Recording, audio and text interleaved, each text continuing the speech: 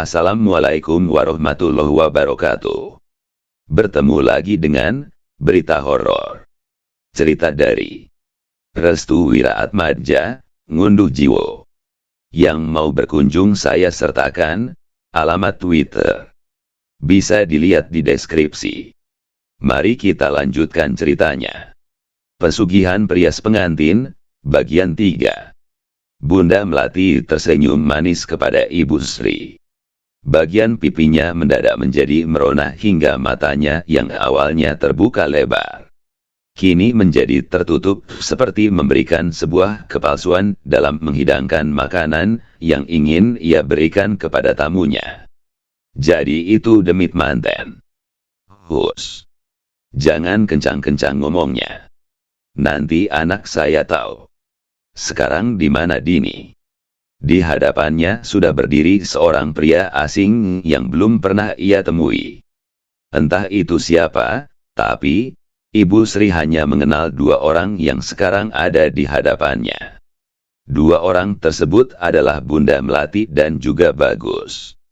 Sedangkan, satu pria yang sedari tadi memandangnya dengan pandangan bengis masih berdiri terpaku sembari mengisap rokok kreteknya yang sangat menyerbak itu. Ibu Sri pun berusaha bangkit. Ia tidak mau menampakkan wajah ketakutannya kepada Bagus ataupun orang asing yang ada di hadapannya. Kali ini, dia benar-benar diajarkan oleh Bunda Melati untuk berlaku dalam senyum palsu untuk menghindari kecurigaan. Bagus yang awalnya terdiam, kini dia menerobos maju ke depan. Ia kemudian mencoba untuk memapah langkah Ibu Sri yang sudah tertatih-tatih. Ibu gak apa-apa kan? Tanya Bagus. Ibu baik-baik aja nah. Terima kasih ya. Bagus memperhatikan luka di bagian kepala Ibu Sri. Ia tahu, mungkin semalam tadi, calon mertuanya ini mendapatkan sebuah tragedi hingga membuat kepalanya menjadi terluka sampai-sampai harus ditutupi menggunakan kain perban. Ibu Sri pun mengantarkan mereka semua menuju ke dalam rumah. Seperti biasa, ketika ada tamu, Ibu Sri langsung buru-buru untuk menuju ke bagian belakang rumahnya. Namun entah kenapa, di saat dirinya melewati kamar Dini, Ibu Sri masih merasakan merinding yang sama. Ia masih teringat dengan jelas akan penampilan dari wajah sosok demit manten tersebut. Sejenak, Ibu Sri terdiam sembari menatap kamar Dini. Tentu saja, hal ini membuat Bagus dan yang lainnya bertanya-tanya. Ibu ada apa? Tanya Bagus. Ibu Sri memegangi kepalanya.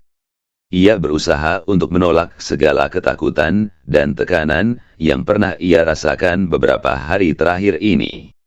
Berbeda dengan Bunda Melati, ia tampak tersenyum dari kejauhan. Kali ini, Bunda Melati benar-benar tahu di mana lokasi tempat demit manten itu berada.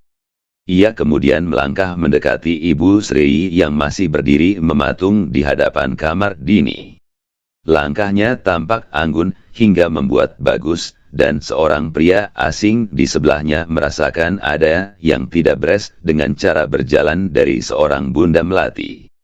Setibanya di dekat Ibu Sri, Bunda Melati langsung memegang pundak Ibu Sri dan mengatakan sebuah kalimat. Aku tahu apa yang sedang kau takuti saat ini. Orang Jawa bilang, jika kamu takut akan pantangan, maka kamu juga akan merasakan hal itu. Kalimat itu seperti membuat keyakinan Ibu Sri kembali dengan seketika. Bunda Melati sudah tahu apa yang ditakuti oleh Ibu Sri. Tatapan matanya yang begitu tajam membuat Ibu Sri kembali melanjutkan perjalanannya menuju ke arah belakang rumah untuk menyiapkan hidangan untuk Bunda Melati dan yang lainnya. 5 menit kemudian, Ibu Sri kembali ke ruangan depan sembari membawa makanan dan minuman yang nantinya akan dihidangkan untuk Bunda Melati dan yang lainnya. Akan tetapi, dilihat dari cara langkah yang dilakukan oleh Ibu Sri, tampaknya ia merasa sedikit tertekan. Langkahnya seperti sedikit tergesa-gesa hingga membuat minuman yang ia bawa menjadi tumpah di bagian nampan. Kedua tangannya bergetar seperti menahan rasa takut. Belum lagi dengan kedua matanya yang selalu menunduk ke bagian bawah.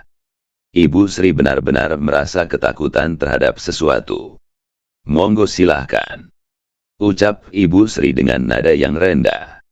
Bunda Melati membuka tas yang sudah berada di pangkuannya. Ia kemudian mengambil sebuah kantong kresek berwarna hitam yang berisi bunga melati.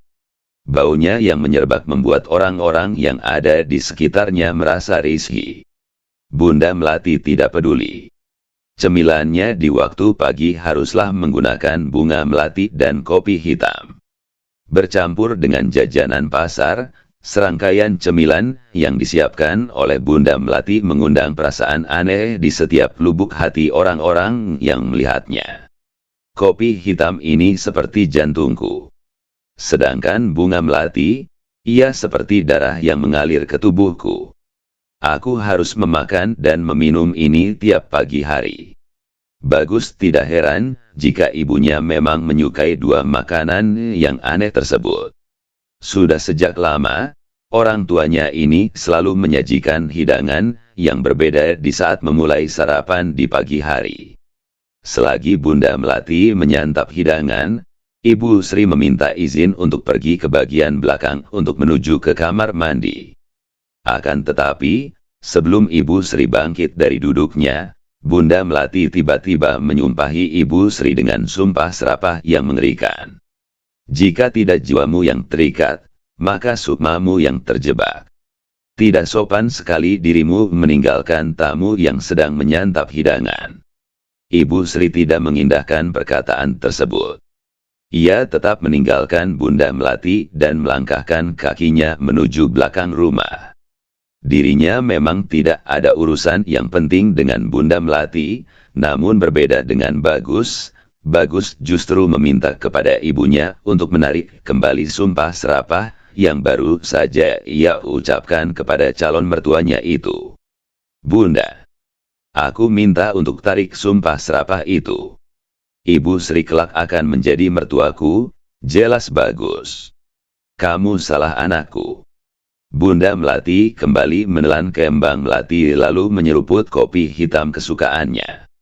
Sembari menatap kamar Dini, ia sudah tahu letak keberadaan demit manten yang sudah tiba di rumah Ibu Sri itu. Dia tidak akan lama lagi hidup.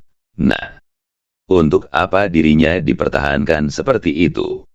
Saat dimana Bunda Melati masih memperhatikan kamar Dini, tiba-tiba pandangan Bagus menuju ke arah yang sama.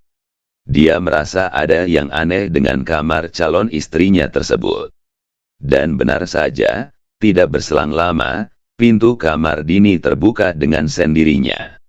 Hawa merinding langsung terasa kuat di tubuh Bagus saat itu juga. Lalu, dari dalam kamar tersebut terdengar suara gemerincing gelang dari tangan pengantin yang dibunyikan dengan sengaja. "Bunda, jangan bilang kalau ini adalah.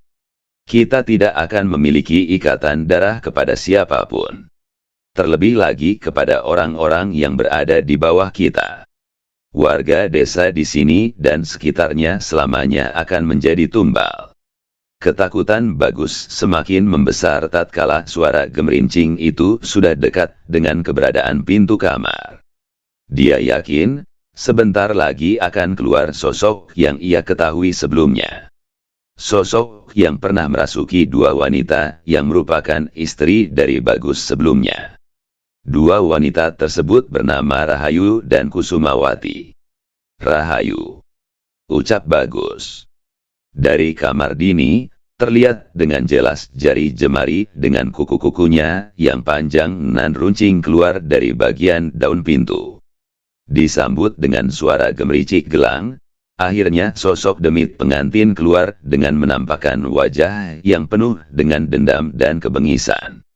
Senyuman yang menindas keberadaan Bagus membuat dirinya teringat kembali akan korban pertama dari praktek yang dilakukan oleh ibunya sendiri. Dia adalah Rahayu. Sosok itu menggerak-gerakkan kepalanya ke kanan dan ke kiri sembari tersenyum ke arah Bagus. Sepertinya, Bagus adalah salah seorang yang sangat dikenali oleh sosok demit tersebut.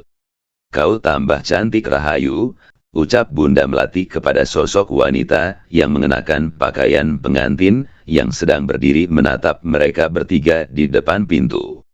Ibu, ucap Bagus dengan ekspresi penuh ketakutan.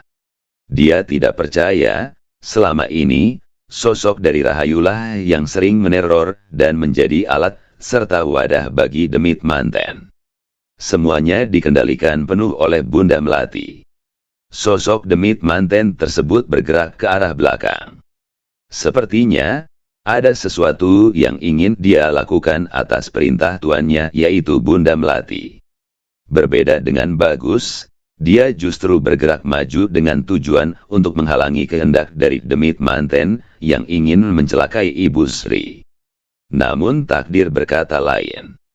Bunda Melati melarangnya dengan cara mengancamnya dengan ancaman yang keras. Sekarang kau boleh memilih, siapa yang ingin kau selamatkan kali ini, ucap Bunda Melati. Bu, ini sudah kelewatan batas. Dini atau ibunya? Bagus terdiam. Ia bahkan tidak bisa mengatakan apapun untuk memilih pilihan yang diajukan oleh ibunya. Kejam memang. Dalam kehidupannya, Bagus hanya dituntut untuk memilih. Sedangkan kedua orang tuanya, dengan seenak jidatnya dia memainkan kehidupan dan kematian seseorang demi ambisi yang diinginkannya pribadi. Sementara itu, Pak Sumardi dan Ibu Sumi menuju ke salah satu rumah warga. Dia berkeinginan untuk menanyakan terkait siapa warga yang nantinya akan dinikahkan oleh seorang pria kaya raya dari desa sebelah. Namun, sudah beberapa rumah warga yang ia kunjungi, tidak ada satu pun warga yang mengetahui terkait hal tersebut. Dan tiba saatnya ketika mereka berdua menemui seorang wanita tua yang sedang menyapu halaman rumahnya seorang diri. Wanita tua tersebut tampak cuek tatkala Pak Sumardi dan Ibu Sumi menanyakan terkait keberadaan wanita yang nantinya akan dinikahkan oleh seorang pria kaya raya dari desa Tejokromo. Leher wanita tua tersebut dilapisi dengan kain. Sangat aneh bagi Ibu Sumi dan Pak Sumardi yang melihat pemandangan tidak biasa di salah seorang warga yang ada di desa Wongso ini. Entah mengapa, keanehan di tiap orang-orang memiliki perbedaan yang sangat aneh. Permisi, Mbak. Kami ingin bertanya terkait seorang wanita yang kelak akan menjadi pengantin di desa ini. Apakah Simbah mengetahuinya? Tanya Ibu Sumi. Siapa namamu? Dari mana asal kalian berdua? Ada perlu apa kalian datang ke sini? Anu. Nama saya Sumi. Ini suami saya Sumardi. Kami berdua adalah seorang lebe, yang mengurus terkait pernikahan dan kematian orang-orang yang ada di desa Tejokromo. Kalian lebe, dari desa sebelah. Benar, Mbak. Wanita tua tersebut terdiam. Dia kemudian menatap satu persatu wajah dari Ibu Sumi dan Pak Sumardi. Tatapannya penuh dengan ketidaksukaan terhadap mereka berdua. Namaku Suryani. Panggil aku Mbah Sur. Baik Mbah Sur. Wajahnya yang semula penuh dengan pertanyaan, kini berangsur-angsur menjadi wajah yang penuh dengan intimidasi terhadap lawan pembicaranya. Siapa yang menjadi ngunduh jiwa selanjutnya? Tanya wanita tua tersebut. Pak Sumardi dan Ibu Sumi saling menatap. Mereka tidak mengerti maksud dari kalimat wanita tua tersebut. Yang mereka tahu, dalam istilah pernikahan di sukunya, ngunduh manten adalah sebuah kalimat yang tepat. Namun, dengan perkataan yang baru saja diucapkan oleh wanita tua tersebut, Ibu Sumi dan Pak Sumardi hanya terdiam. Bahkan mereka berdua kembali menanyakan apa maksud dari ngunduh jiwa yang dimaksud. Ngunduh jiwa itu apa, Mbak? Tidak ada jawaban yang terucap dari mulut wanita tua tersebut. Ia hanya memalingkan wajahnya ke bagian kanan dan kiri sekitaran rumah-rumah warga. Pak Sumardi dan Ibu Sumi hanya menunggu jawaban yang mungkin saja akan menjadi kunci utama untuk mengungkapkan kebusukan yang sudah terjadi selama bertahun-tahun ini. "Mari masuk," pinta wanita tua tersebut. Pak Sumardi dan Ibu Sumi pun mengikuti perintah yang disampaikan wanita tua tersebut. Mereka berdua segera memasuki rumah sederhana yang dindingnya terbuat dari anyaman bambu. Setibanya mereka di dalam rumah tersebut, Ibu Sumi dan Pak Sumardi terkejut saat melihat dinding rumah tersebut. Hampir setiap dinding rumah tersebut dipenuhi dengan foto wanita cantik nan jelita. Pak Sumardi dan Ibu Sumi hanya memiliki satu pertanyaan. Di manakah wanita yang ada di foto tersebut? Mereka berdua kemudian dipersilahkan untuk duduk. Sembari menatap gambaran dari foto-foto wanita tersebut, Ibu Sumi hanya terfokuskan pada salah satu foto yang sangat ia kenali. Foto tersebut adalah foto seorang wanita yang mengenakan pakaian pengantin dengan kedua tangan yang sedang menengadah ke arah depan. Ketika diteliti lagi, ternyata di bagian tangan tersebut terdapat beberapa buah bunga melati.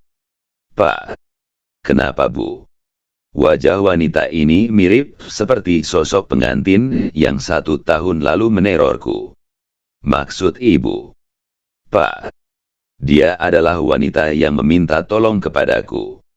Dia wanita yang selama ini aku cari. Wanita itu. Dia seperti sosok pengantin yang kita temui." Tidak berselang lama, si wanita tua yang dipanggil Simbah-Embah tersebut hadir sembari membawakan hidangan berupa makanan dan minuman. Ibu Sumi langsung merasa canggung. Ia menganggap dirinya sudah berlebihan terhadap apa yang sudah terjadi lama terhadap dirinya sendiri. Langkah kaki Simbah itu menuju ke sebuah meja kayu dengan ukuran setinggi paha orang dewasa. Ia meletakkan hidangan tersebut dengan penuh hati-hati. Tidak disangka, buah pikiran yang baru saja diucapkan oleh Ibu Sumi didengar oleh Simbah. "Dia adalah anakku," ucap Simbah itu. "Maksud Simbah?" tanya Ibu Sumi. Ibu Sumi memperhatikan gerak-gerik si wanita tua itu. Ia kemudian terduduk di sebuah kursi yang mampu menghadap keduanya secara langsung. Salah satu tangannya masuk ke dalam kantong baju. Sepertinya, ada sesuatu yang ingin ia beritahu terkait apa yang selama ini menjadi sesuatu yang ditakutinya. "Bunga ini," ucap Simbah itu sembari menunjukkan bunga melati kepada Pak Sumardi dan juga Ibu Sumi. "Bunga ini adalah lambang dari ketulusan. Ketulusan cinta seorang wanita yang bernama Rahayu." Ibu Sumi dan Pak Sumardi pun mendengarkan awal mula terjadinya ngunduh jiwa. Dia adalah anak yang baik. Anak yang penuh dengan kesetiaan. Cintanya benar-benar sehalus sutra. Tapi sayang, dia harus menjadi korban dari perias pengantin itu. Ternyata, awal mula terjadinya ngunduh jiwa adalah saat di mana anak dari Mbah Sur yang bernama Rahayu didatangi oleh 4 orang asing yang bermaksud ingin menjadikan Rahayu sebagai calon menantunya. 2 dari ke-4 orang tersebut memiliki ikatan darah. Sedangkan sisanya, bukanlah pasangan suami istri.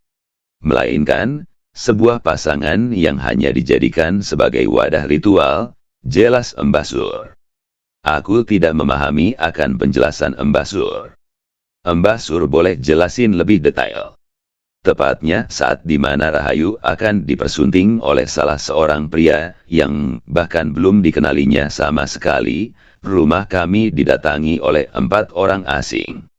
2 dari mereka mengaku sebagai pasangan, sedangkan sisanya adalah seorang ibu dan juga anak. Ibu Sumi mulai memahami penggambaran yang diberikan oleh Mbah Sur terkait dengan latar belakang terjadinya ngunduh jiwa yang sudah memakan lebih dari 8 korban dalam 1 tahun terakhir. Mereka meminta kepadaku untuk mengikhlaskan Rahayu agar bisa dipersunting oleh seorang pria yang bernama Bagus. Mbah Sur saat itu tidak mengenal siapa mereka semua. Yang mereka tahu, salah satu dari mereka berempat adalah orang yang memiliki nama di desa Tejokromo. Dia adalah Bunda Melati. Orang yang dikenal karena kemajuan usahanya yang begitu sangat pesat.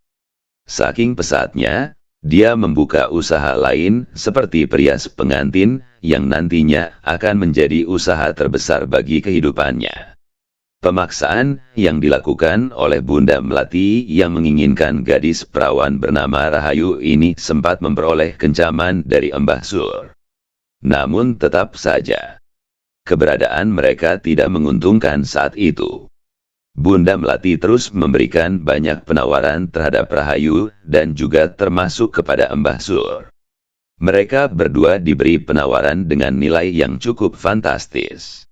Di mana saat nantinya Rahayu akan dinikahkan dengan anaknya, Bunda Melati akan menjamin akan mensejahterakan kehidupannya dan juga kehidupan keluarga lainnya.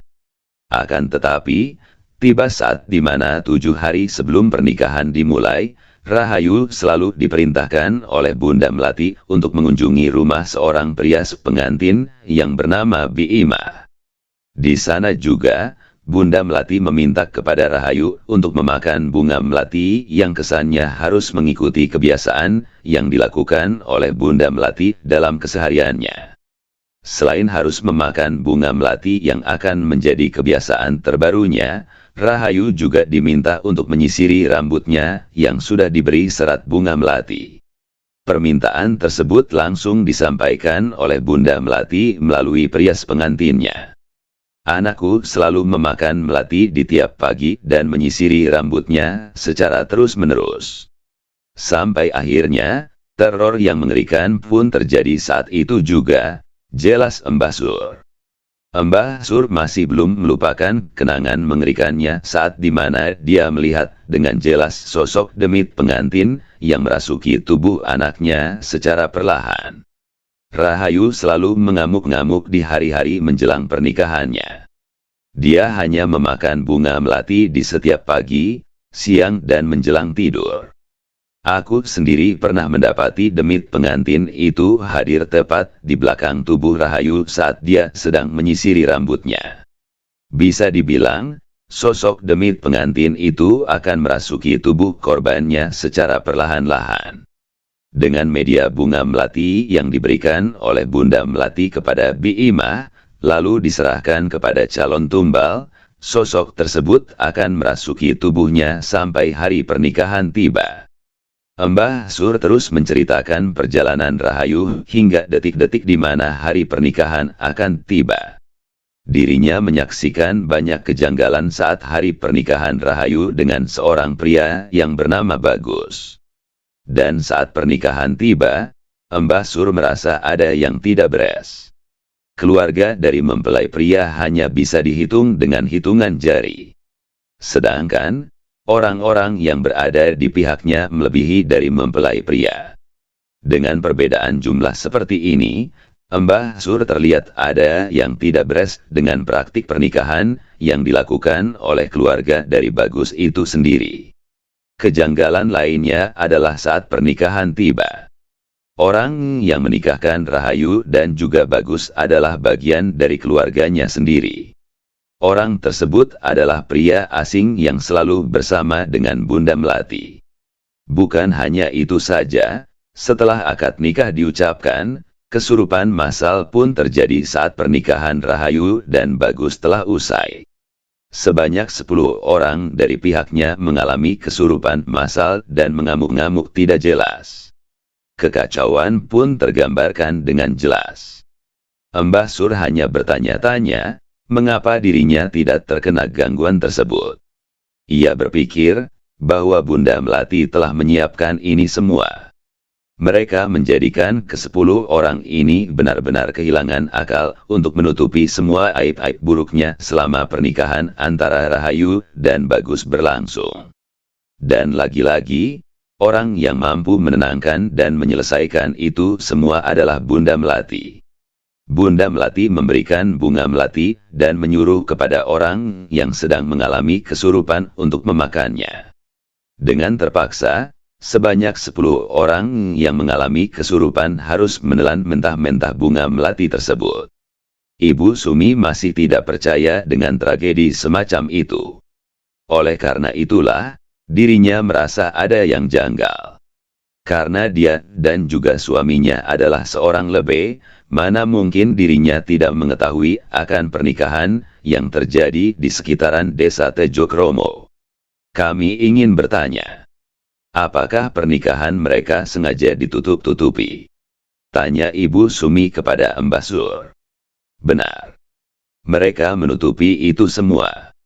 Mereka tidak ingin jika praktik ilmu hitamnya terbongkar. Karena itulah, orang yang mengetahui ini semua adalah orang-orang yang selamat dalam pernikahan itu berlangsung, jelas Mbah Sur. Hanya orang-orang yang selamat. Maksudnya? Tanya Pak Sumardi. Mereka yang mendatangi pesta pernikahan tersebut rata-rata akan hilang akalnya. Apakah kau tahu? Kenapa di desa ini tidak ada yang tahu tentang pernikahan tersebut? Ibu Sumi dan Pak Sumardi saling menatap satu sama lain. Mereka belum memahami apa yang menjadi teka-teki dari pernikahan yang dilakukan oleh keluarga dari Bunda Melati. Mereka semua tidak akan bisa menjawab akan hal itu karena saat tragedi berlangsung, akal mereka dihilangkan sementara. Jadi, ketika kesurupan itu berlangsung, gunanya adalah benar. Untuk menghilangkan pikiran mereka agar tidak bisa membocorkan praktik pernikahan yang dilakukan oleh keluarga iblis tersebut. Obrolan terhenti sejenak. Mbah Sur memegang tangan Ibu Sumi. Dengan tatapan yang sudah berkaca-kaca, Mbah Sur mengatakan sesuatu kepada Ibu Sumi.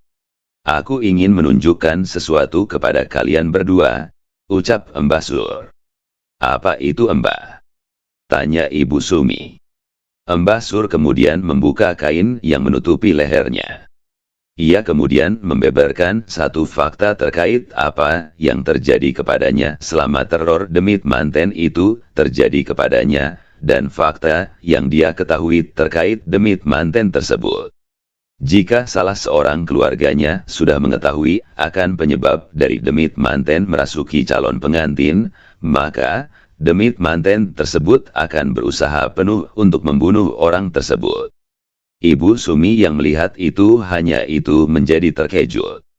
Dia benar-benar kaget melihat luka mengerikan tepat di bagian tengah leher Mbah Sur.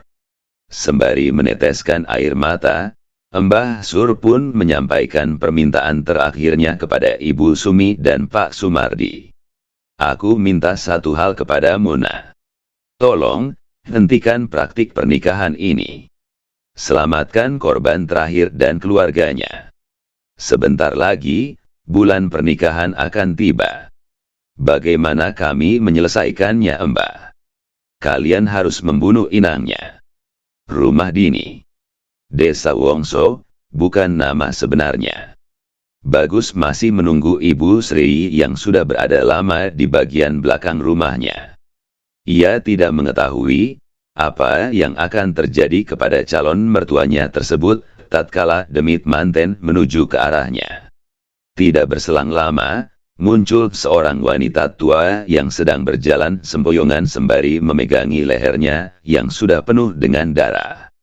Di tangan kanannya sudah terpegang pisau dapur dengan lapisan darah yang berada di ujungnya.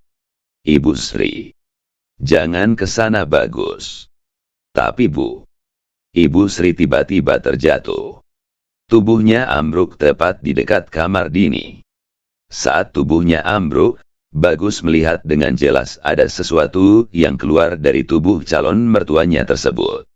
Ternyata, Ibu Sri baru saja dirasuki oleh sosok demit manten yang menjadi peliharaan Bunda Melati. Entah apa tujuan dan keinginan dari Bunda Melati sampai-sampai dirinya menginginkan kematian dari Ibu Sri. Ketakutan dari Bunda Melati sendiri hanyalah satu. Ibu Sri adalah orang yang sudah mengetahui penyebab orang-orang yang nantinya akan menjadi wadah dari demit mantet tersebut. Bagus langsung meringsek maju ke depan untuk membantu calon mertuanya tersebut. Ia tidak memperdulikan apa kata orang tuanya jika memang itu adalah hal terlarang baginya. Ibu Sri. Dengan terpaksa, Bagus pun langsung menggotong tubuh Ibu Sri menuju kamarnya. Ia segera mencari kain untuk menutupi pendarahannya. Ia tidak rela jika mertuanya harus meninggal dunia karena ulah ibunya sendiri. Hari yang kelam bagi Ibu Sri. Dia menjadi orang incaran dari Bunda Melati karena telah mengetahui sesuatu yang nantinya bisa menjadi pembongkar dari aib-aib Bunda Melati itu sendiri. Setelah pendarahan Ibu Sri terhenti, Bagus meninggalkan Ibu Sri seorang diri di dalam kamarnya.